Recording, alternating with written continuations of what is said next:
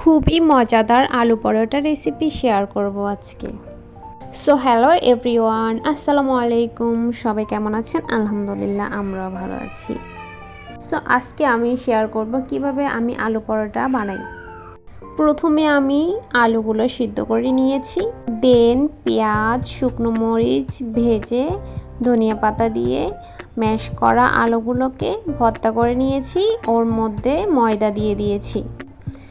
দেন ওটাকে বেলে হালকা তেল দিয়ে সেঁকে নিয়েছি। খুবই সিম্পল এবং খুবই মজাদার। এটা আমরা সবসময় সস দিয়েই খাই, আবার আমি চা দিয়েও খাই। খুব কিন্তু মজার, বিশেষ করে আমার স্যারের খুবই পছন্দের। রেসিপির ফুল ভিডিওই ছিল, কোথায় জানি হারিয়ে গেছে।